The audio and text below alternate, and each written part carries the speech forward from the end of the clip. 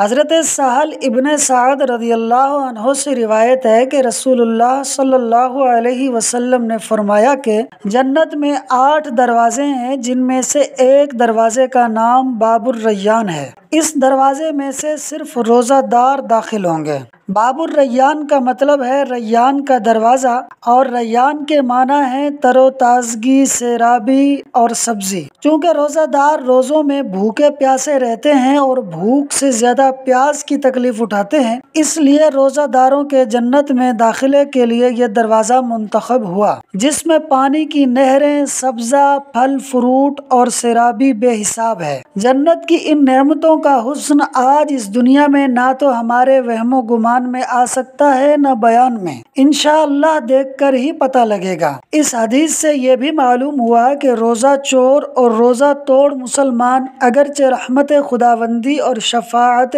مصطفی کی برکت سے بخش بھی دیے جائیں اور جنت میں داخل بھی ہو جائیں، مگر اس دروازے یعنی باب الریان سے نہیں جا سکتے، کہ یہ دروازہ تو روزہ داروں کے لیے مخصوص ہے۔ ہم اللہ تعالی سے دعا کرتے ہیں کہ وہ ہمیں باب الریان سے جنت میں داخل ہونا نصیب فرمائے، آمین۔ پیارے دوستو، ویڈیو کو اینڈ تک دیکھنے کا شکریہ۔ ویڈیو کو لائک اور شیئر کر دیں اور چینل کو ضرور سبسکرائب کر دیں۔ چینل کا نام ہے فاز سنو 4296۔